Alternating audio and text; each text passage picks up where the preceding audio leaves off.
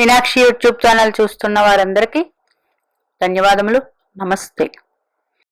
చాలా వీడియోలు చేసి పెడుతూ ఉన్నాను. మరి నచ్చినట్లయితే లైక్ చేయండి, షేర్ చేయండి, సబ్స్క్రైబ్ చేయండి.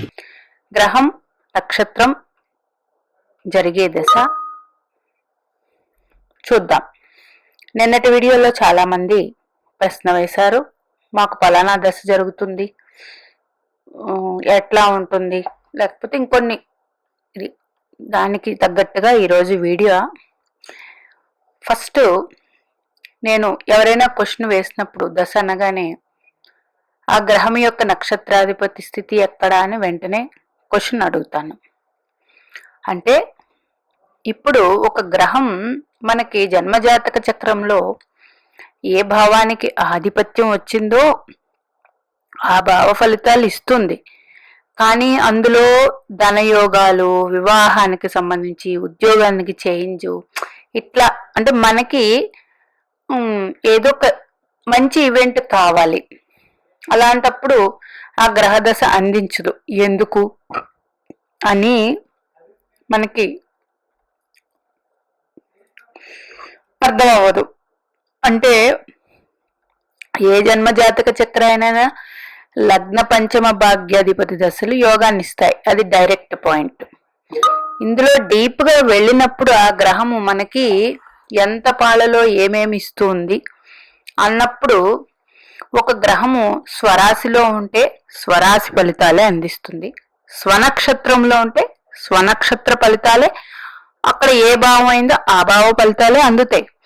కానీ ప్రతి గ్రహము ఏదో ఒక గ్రహ నక్షత్రంలో ఉంటాయి. అంటే మనకి లగ్నాధిపతి దశే జరుగుతుంది. ఆ లగ్నాధిపతి ఏ రాశిలో ఉన్నారు, ఏ నక్షత్రం, ఎందుకంటే నక్షత్రం అనేది చాలా పెద్ద సబ్జెక్ట్ అండి. ఆ నక్షత్రం ఈ గ్రహానికే చాలా బలం అందిస్తూ ఉంటుంది. అంటే ఒక గ్రహం ఒక నక్షత్రంలో ఉన్నప్పుడు ఆ నక్షత్రాధిపతి ఆ గ్రహం నుంచి ఏ భావంలో ఉన్నారు అన్నది చూస్తాం. అంటే ఒక లగ్నాధిపతి షష్టాధిపతి యొక్క నక్షత్రంలో ఉన్నారు, ఓకే, 6వ స్థానాధిపతి నక్షత్రంలో ఉన్నారు. కానీ ఆ 6వ స్థానాధిపతికి కూడా ఇంకొక భావం వస్తుంది కదా, అందుచేత ఆ ఫలితాలు ఉండవు. ఒక రవిచంద్రులకే 6 ఒకే భావం కాబట్టి ఆ ఫలితాలు. ఇప్పుడు ఆ గ్రహం ఆ నక్షత్రాధిపతి ఎవరైతే ఉన్నారో ఆయన ఈ గ్రహం నుండి ఎన్నో భావం అయింది. ఇప్పుడు లగ్నాధిపతి ఒక గ్రహ నక్షత్రంలో ఉన్నారు, ఏదో ఒక నక్షత్రంలో. ఆ నక్షత్రాధిపతి లగ్నాధిపతికి పక్కనే ఉన్న రాశిలో ఉన్నారు. అంటే ఏంటి, ఆ నక్షత్రాధిపతి గ్రహానికి 2 భావంలో ఉన్నారు. 2 అంటే ఏంటి, గురుడు కారక అవుతుంది. అంటే గురుడు కారక అయినప్పుడు ఆ గురుడికి జన్మజాతక చక్రంలో ఏ భావానికి ఆధిపత్యం వచ్చాడో ఆ భావ ఫలితాలు అందిస్తాడు. దాన్ని బట్టి మంచి చెడు అనేవి ఉంటాయి. ఇప్పుడు ఒక కుంభలగ్న జాతకుల్ని తీసుకుందాం. శ్రవణలో శని భగవానుడు ఉన్నారనుకుందాం. ఫస్ట్ ఆఫ్ ఆల్ మిత్రగ్రహం కాదు, ఇదొక బ్యాడ్. ఇక్కడ లగ్నం నుంచి 6వ భావాధిపతి అయ్యాడు చంద్రుడు, ఓకే, అదొకటి. ఈయన శని భగవాన్ నుంచి 6లో ఉన్నారు, అంటే మిథునంలో ఉన్నారు. అంటే శ్రవణ నక్షత్రాధిపతి శని ఉన్న నక్షత్రాధిపతి శని భగవాన్ నుంచి 1, 2, 3, 4, 5, 6వ స్థానం అయింది. 6కి కారక ఎవరు, కుజగ్రహం అయింది. అప్పుడు ఈ కుజుడికి తృతీయాధిపత్యం, దశమాధిపత్యం వచ్చింది. అంటే మీకు జరిగే ఈవెంట్స్ ఎట్లా ఉంటాయి, ఎక్కువ ట్రావెలింగ్స్ చేసేవిగా ఉంటాయి. అది వ్యాపారమో ఉద్యోగమో అట్లా ఎంచుకోవాలి. దశమం అంటే జాబ్ను సూచిస్తుంది, ఓకే. అంటే ఇక్కడ ధనస్థానానికి కానీ, లాభస్థానానికి కానీ, భాగ్యానికి కానీ ఇట్లాగా, అంటే పిల్లలు కావాలా, లేకపోతే ధనానికి సంబంధించా, లేకపోతే భాగ్యము అంటే ముందుగా మనకి ఏదైనా ఇంకా మంచి మంచివి జరిగే ఉన్నాయా, ఇట్లాగే ఏ దానికి ఆధిపత్యం రాలేదు. ఈ 3 భావాలకు సంబంధించినవి ఈ ఇక్కడ గ్రహం అందిస్తుంది. మరి అదే ఈ నక్షత్రాధిపతి చంద్రుడు వృషభ రాశిలో ఉన్నారనుకోండి, అప్పుడు ఏమవుతుంది, శని భగవాన్ నుంచి పంచమం అయ్యింది. ఏమైంది? పంచమం అయింది. అంటే 5-9 యాక్సెస్. ఇది ఫస్ట్ ఆఫ్ ఆల్ డైరెక్ట్ చూస్తేనే 5-9 యాక్సెస్ మంచిది ఇక్కడ షష్టాధిపత్యం వచ్చిన. నెక్స్ట్ పంచమానికి కారకుడు గురుడు కాబట్టి గురుడికి ద్వితీయాధిపత్యం, లాభాధిపత్యం వచ్చింది.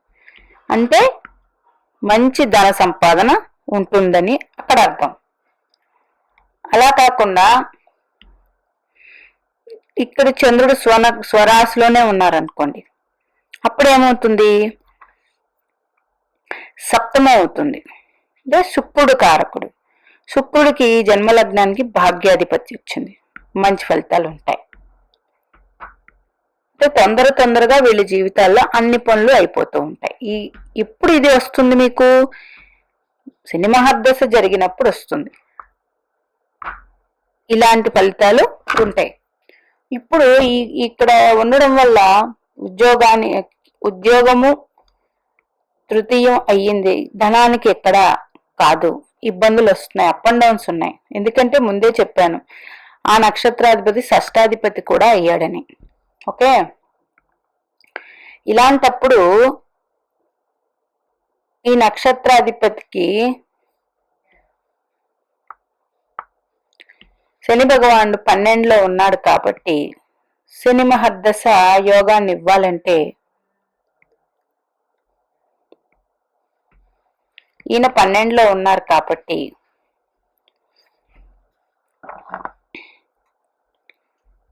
ఏదైనా గ్రహాలు ఈ గ్రహం మీద దృష్టి ఉందా, అది ఎలాంటి దృష్టి, గ్రహాలు ఉచ్చుపట్టే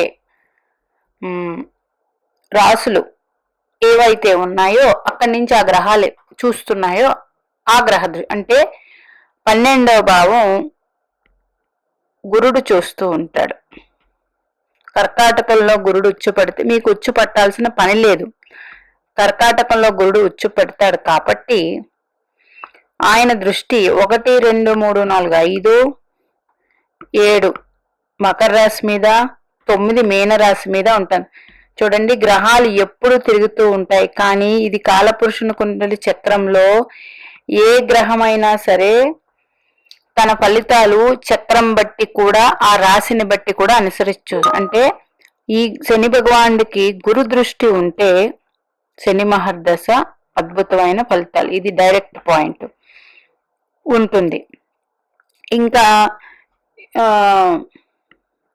బుధుడు కన్యా రాశిలో ఉచ్చు పడతారు కాబట్టి ఈ శని భగవాన్ని బుధుడు చూసినా మంచి ఫలితాలే ఉంటాయి. ఎందుకు అంటే బుధుడు 6లో ఉచ్చు పడితే 12వ స్థానాన్ని చూస్తారు. అంటే ఒక బుధుడు దృష్టి గాని గురు దృష్టి గాని ఉంటే ఇక్కడ చాలా మంచి ఫలితాలు ఉంటాయి. ఎట్ ఏ టైం మళ్ళీ చూద్దాం. చూడండి,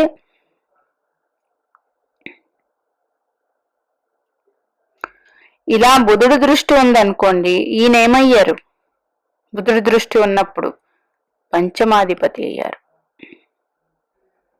ఈ లగ్నానికి.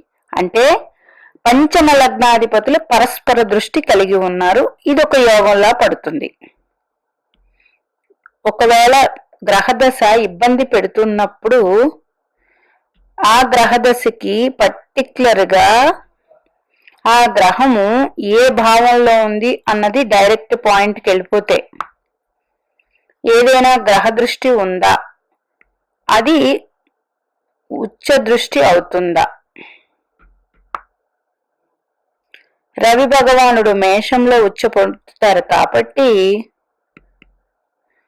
అది కాలపురుషుని కుండలి చక్రంలో లగ్నమైంది. అంటే రవి భగవానుడు లగ్నంలో ఉండి సప్తమ దృష్టితో చూస్తున్నప్పుడు సప్తమంలో ఏదైనా గ్రహాలు ఉండి ఆ గ్రహ దశలు డైరెక్ట్ గా మీకు యోగాన్ని ఇస్తున్నాయంటే అది వేరే విషయం. యోగాన్ని అందించలేనప్పుడు రవి సప్తమం లగ్నంలో ఉండి సప్తమాన్ని చూస్తూ ఉంటే ఆ గ్రహ దశలు ఆటోమేటిక్ గా యోగవంతమైనవి అయిపోతాయి. మరి మీకు అష్టమంలో ఏదైనా గ్రహం ఉందనుకోండి, చంద్రుడు చూస్తూ ఉన్నాడు అనుకోండి, అంటే చంద్రుడు ఎక్కడ ఉండాలి? ద్వితీయంలో ఉండాలి మీ లగ్నం నుంచి. ఎందుకు? చంద్రుడు వృషభ రాశిలో ఉచ్చ పొందుతారు, అది 2వ రాశి కాబట్టి. కుజుడు చూస్తూ ఉన్నారనుకోండి, కుజుడు ఎక్కడ ఉచ్చు పొందుతారు? మకర రాశిలో. అంటే కుజుడు దృష్టి మకర రాశి నుంచి మేషం మీద, కర్కాటకం మీద, సింహం మీద ఉంటుంది. అంటే మీ జన్మజాతక చక్రంలో మేషంలో గ్రహాలున్నా, కర్కాటకంలో గ్రహాలున్నా, సింహంలో గ్రహాలున్నా కుజుడు చూస్తే ఆ గ్రహ దశలు యోగాన్ని ఇస్తాయి. అట్లా కాకుండా లగ్నంలో గ్రహాలున్నా, చతుర్థంలో గ్రహాలున్నా, పంచమంలో గ్రహాలున్నా కుజుడు చూస్తే ఆ గ్రహ దశలు యోగాన్ని ఇస్తాయి. గురుడికి 2, 5, 9, 9 దృష్టులు కాబట్టి గురుడు 5, 7, 9 దృష్టులు కాబట్టి ఆ దృష్టులు ఎక్కడ పడుతున్నాయో అది కాలపురుషుని కుండల చక్రం 5 కర్కాటక రాశి నుంచి వృచ్చికంలో ఏదైనా గ్రహాలుండి గురుడు చూస్తూ ఉన్నా, మీనంలో ఏదైనా గ్రహాలుండి గురుడు చూస్తూ ఉన్నా, నెక్స్ట్ మకరంలో ఏదైనా గ్రహాలుండి గురుడు చూస్తూ ఉన్నా, గురుని దృష్టి చేత ఆ గ్రహ దశలు యోగాన్నిస్తాయి. ఎట్ ఏ టైం ఆ భావాలు గురుడు చూస్తున్న దృష్టి నుంచి అష్టమం, దశమం, వ్యయస్థానం అయితే 100% అందులో గ్రహాలుండి మీకు ఆ గ్రహాలు యోగకారం కాకుండా ఆయన ఉన్న నక్షత్రాధిపతి కూడా ఇబ్బంది, ఇవన్నీ కలిసినప్పుడు ఈ గ్రహాల యొక్క దృష్టి వల్ల ఆ దశ యోగాన్ని ఇచ్చేస్తుంది. అందుకే జ్యోతిష శాస్త్రంలో కొన్ని మనము అనుసరించలేమండి. ఒక్కొక్కసారి చెప్పే దాంట్లో కూడా ఒక్కొక్కసారి కొన్ని పాయింట్స్ మర్చిపోతాం, కొన్ని ఒక్కొక్కసారి ఇలాగా చెడు జరిగిందంటారు, వాళ్ళకి మంచి జరుగుతుంది. ఒక్కోసారి ఇక్కడ బాగాలేదని చెప్తాం కానీ అక్కడ మంచి జరుగుతుంది. అదే ఒక్కొక్కసారి బాగుందని చెప్తాం కానీ వాళ్ళు అనుకున్నవి అవ్వవు. ఎందుకంటే క్యాలిక్యులేషన్ చాలా ఇంపార్టెంట్. ఒక జ్యోతిష్యం చెప్పేటప్పుడు మా గురువు గారు చెప్పింది, జ్యోతిష్కుడి యొక్క గ్రహదశ కూడా చాలా ఇంపార్టెంట్. జ్యోతిష్కుడు కూడా గ్రహదశ జరుగుతుంది కదా, ఆ గ్రహదశ ఆయనకి జరిగే దశలు, ఆయన రోజు ఎట్లాంటి మూడ్లో ఉన్నారు అవి చెప్పేటప్పుడు, అంటే మంచి చెప్పేటప్పుడు కూడా ఆ జ్యోతిష్కుడు కూడా ఆ టైంలో ప్రశాంతంగా ఉండాలి.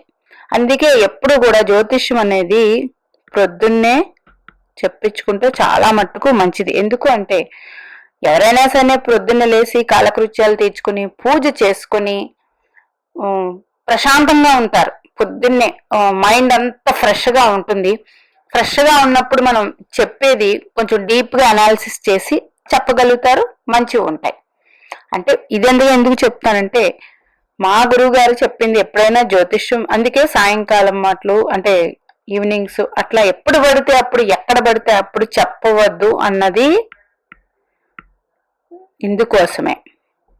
అంటే మనం ఎక్కడ పడితే అక్కడ ప్రయాణం అని ఇక్కడని అక్కడ ఏదో తిరుగుతూ ఉంటాం, ఎవరైనా అడిగినా చెప్పే ఆ టైంలో మన మూమెంట్స్ ఎట్లా ఉన్నాయి చెప్పేది, ఇవన్నీ కూడా జ్యోతిష్యం మీద ఆధారపడి ఉంటాయండి. అంటే ఏదైనా ఒక్కొక్క పాయింట్ మర్చిపోవచ్చు చెప్పేటప్పుడు కూడా, అప్పుడు ఇబ్బంది పడవచ్చు. అందుచేత మీకు ఒక గ్రహదశ జరుగుతూ ఉంది, ఆ నక్షత్రాధిపతి ఆ గ్రహం నుంచి ఎన్నో భావం కయ్యింది, ఆ భావకారకుడు మీకు కారకులు తెలుసు. లగ్నం రవి, ద్వితీయ పంచమ భాగ్య లాభస్థానాలు గురుగ్రహం, తృతీయ షష్టం కుజుడు, దశమం బుధుడు, సప్తమం శుక్ర భగవానుడు, చతుర్థం చంద్రుడు.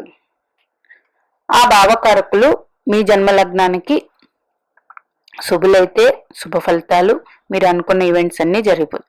ఒకవేళ అశుభ స్థానాలకు వచ్చి ఆ నక్షత్రాధిపతి కూడా ఈ నక్షత్రం నుంచి ఉన్న రాశి భావం ఏదైందో ఆ భావకారకుడు కూడా మంచి ఆధిపత్యం రాకపోతే గ్రహదశ ఒక్కొక్కసారి ఇబ్బంది పెడుతుంది. అట్లా ఇబ్బంది పెట్టేటప్పుడు కూడా కొన్నిసార్లు మంచి ఈవెంట్స్ జరుగుతాయి. ఎట్లాగా? వెంటనే గోచారంలో ధనానికి సంబంధించి గురుగ్రహం, వివాహానికి గురుగ్రహం, అట్లాగే ఒక ఇల్లు కట్టుకోవడానికి గురుగ్రహం, గురుగ్రహాన్ని సూచిస్తాం. గోచారంలో గురుగ్రహం ఏదైనా మన గ్రహ దశ జరిగే దశానాథుడి మీద కానీ అంతర్దశానాథుడి మీద కానీ గురుగ్రహం యాక్సెస్ వస్తుందా? రెండోది, ఒక గ్రహ దశ జరిగేటప్పుడు బాగా గుర్తు పెట్టుకోండి, ఆ గ్రహ దశ మొత్తం ఆ గ్రహమే అందించదు. ఎందుకు అంటే ఇప్పుడు మనకు శుక్ర మహర్దశే, కానీ 20 ఏళ్ళు ఒకేలా జరగదు కదా. శుక్రుడు 3 సంవత్సరాలు అయిపోయిన తర్వాత శుక్రుడిలో రవి మహర్దశ వస్తుంది. అంటే ఈ శుక్రుడికి రవికి యాక్సెస్ దశానాథుడికి అంతర్దశానాథుడికి మళ్ళీ మీ జాతక చక్రంలోనే ఎంత దూరంలో ఉన్నారు దాన్ని బట్టి యోగం ఉంటుంది. దశానాథుడు అంతర్దశానాథుళ్ళు చాలా ముఖ్యం. అక్కడి నుంచి అందుకే ఒక్కొక్క అంతర్దశానాథుడు మంచి ఫలితాలు ఇవ్వరు, ఒక్కొక్క అంతర్దశానాథుడు మంచి ఫలితాలు ఇస్తారు. అక్కడ మళ్ళీ ఆధిపత్య శుభుల ఆధిపత్య పాపుల చూసుకోవాల్సిన పని లేదు. అంతర్దశకి గ్రహదశకే చూస్తాం. అందుకే గ్రహదశ జరిగేటప్పుడు ఎంత మనకి అనుకూలమైన దశ జరుగుతున్నప్పటికీ వేరియేషన్స్ వచ్చేస్తాయి. ఎందుకు? అంతర్దశానాథుడు కూడా ఇక్కడ తోడయ్యి, గోచారం కూడా తోడయ్యి మనకి ఫలితాలు అందిస్తూ ఉంటారు. అందులో ఇలాగా ఏదైనా ఒక గ్రహ దశ జరిగేటప్పుడు ఆ దశానాథుడి మీద ఏదైనా ఇప్పుడు చెప్పిన యాక్సెస్ లో గ్రహ దృష్టి ఉంటే మంచిది. ఎందుకంటే ఒక్కొక్కసారి ఆ గ్రహము డిగ్రీలు బట్టి, ఆ ఉన్న రాశి బట్టి కూడా బలం ఇయ్యదు. ఎందుకంటే మీకు డిగ్రీలు అనే వీడియో చాలా సార్లు చేసి పెట్టి ఉన్నాను. ఏంటంటే ఇప్పుడు బేసి రాశులు, సమరాశులు. బేసి రాశులు 1, 3, 5, 7, 9, 11 బేసి రాశులు. 2, 4, 6 సమరాశులు. బేసి రాశులకి డిగ్రీలు 0 డిగ్రీలు, 0 నుంచి 6 డిగ్రీలు ఇట్లా. ఎందుకంటే ఒక భావంకి ఈ గ్రహం ఈ భావంలో 30 డిగ్రీలు ఒక భావం, అందులో ఎన్ని డిగ్రీల్లో పడింది, అది బాలావస్థ, మృతావస్థ, యవ్వనావస్థ, కౌమారావస్థ అంటే ఆ డిగ్రీల ఆధారం కూడా ఆ గ్రహదశ ఉంటుంది. అలాగే ఇంకా చాలా వీడియోలు చేసి పెట్టి ఉన్నాను అనుకుంటున్నాను. 2, 5, 8, 11 ఒక రకంగా ఒక గ్రహదశలు ఒకలాగా మంచి ఫలితాలు ఇస్తాయి. కేంద్రాల్లో ఉన్న గ్రహదశలు ఒక ఏజ్ లో మంచి ఫలితాలు ఇస్తాయి. ఇవన్నీ చేసి పెట్టి ఉన్నాను. ఏది కేంద్రాలు, అపోక్లిమాలు, ఇట్లా ఫణఫరలు, ఇవి డిగ్రీలు, ఇక్కడ గ్రహాలు, ఇవన్నీ కూడా పెద్ద సబ్జెక్ట్ అండి. ఈ పెద్ద సబ్జెక్ట్ ని క్యాలిక్యులేట్ చేయడం అనేది, అంటే ఒక క్వశ్చన్ అడుగుతారు, క్యాలిక్యులేట్ చేసి వెంటనే చెప్పాలన్నది చాలా కష్టమే. అది ఎక్కువ మళ్ళీ అన్ని క్యాలిక్యులేట్ చేసి అప్పుడు చెప్పాల్సి వస్తుంది. సింపుల్ గా అయితే ప్రజెంట్ గ్రహదశ ఏంటి, ఆ గ్రహదశాధిపతి ఏ నక్షత్రంలో ఉన్నారు మీకు మీరే చూసుకోవచ్చు. ఆ నక్షత్రాధిపతి ఈ నక్షత్రానికి ఏ భావంలో ఉన్నారో ఆ భావకారకుడు మీ జన్మ లగ్నానికి శుభాధిపత్యం వచ్చిందా. అట్లాగే ప్రజెంట్ గ్రహదశానాథుడి మీదకి ఏదైనా గోచారంలో కనెక్షన్ వస్తుందా, ముఖ్యంగా గురుడు కనెక్షన్. అప్పుడు ఆ టైంలో మంచి ఈవెంట్స్ జరుగుతాయి అని చూసుకోవడం. ఇది సింపుల్ గా చేసే పద్ధతి.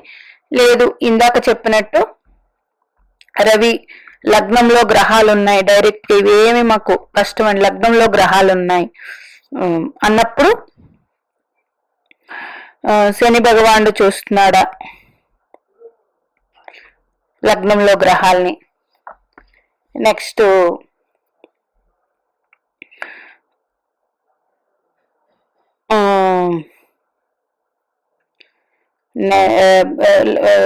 సప్తమంలో గ్రహాలు ఉన్నాయి, రవి చూస్తున్నాడా. వ్యయస్థానంలో గ్రహాలు ఉన్నాయి, వ్యయస్థానంలో గ్రహాలు ఉన్నాయి, బుధుడు గాని గురుడు గాని చూస్తున్నారా. మరి 6లో గ్రహాలు ఉన్నాయి, శుక్రగ్రహం చూస్తూ ఉందా. చతుర్థంలో గ్రహాలు ఉన్నాయి, కుజగ్రహం చూస్తున్నారా. నెక్స్ట్ పంచమంలో ఉన్నాయి, కుజగ్రహం చూస్తూ ఉన్నారా. నెక్స్ట్ లగ్నంలో గ్రహాలు ఉన్నాయి, కుజగ్రహం చూస్తూ ఉన్నారా. నెక్స్ట్ దశమాన్ని కూడా గురుగ్రహం చూస్తున్నారా, దశమంలో ఏదైనా గ్రహాలు ఉన్నాయి. నెక్స్ట్ అష్టమంలో గ్రహాలు ఉన్నాయి, గురుగ్రహం చూస్తూ ఉన్నారా. అష్టమంలో గ్రహాలు ఉన్నాయి, చంద్రుడు చూస్తూ ఉన్నారా. నెక్స్ట్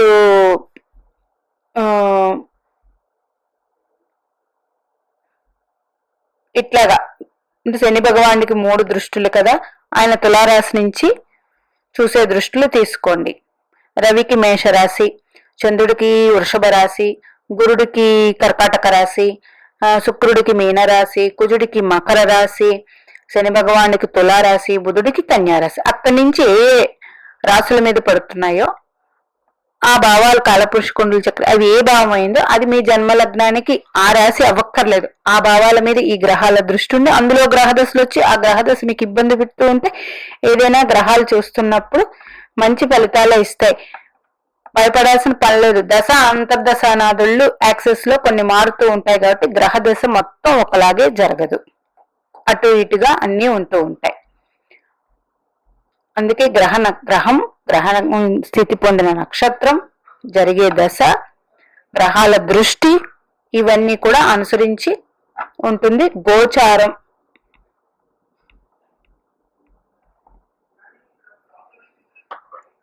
ఏదైనా గ్రహదశలు జరిగేటప్పుడు ఇబ్బందులు పడుతూ ఉంటే మాత్రం నాకు తెలిసి 100కి 100% విష్ణు సహస్రనామం అనేది చదవలేకపోతే పారాయణ చేయించుకోండి, చదవగలిగితే రోజు చదవండి, చదవలేకపోతే ఒక బుధవారం అయినా చదవండి, లేదా ఆడియో ప్లే చేసుకోండి. విష్ణు సహస్రనామం చాలా చాలా గొప్పది. మరి ఈరోజు భీష్మాష్టమి, అదే నెక్స్ట్ భీష్మ ఏకాదశి, అంటే విష్ణు సహస్రనామం మనకి ఇచ్చిన రోజు. మరి ఈ విష్ణు సహస్రనామాన్ని పఠించగలిగితే మంచి మంచి యోగాలు కలుగుతాయి. జాతక చక్రంలో ఎలాంటి ఇబ్బందులున్నా అది సంవత్సరం పాటు మీరు చేయగలిగితే మనకి అద్భుతాలని ఇస్తుంది విష్ణు సహస్రనామం. మీనాక్షి దేవి ఆశీస్సులు మనందరి మీద ఉండాలని కోరుకుంటూ నమస్తే.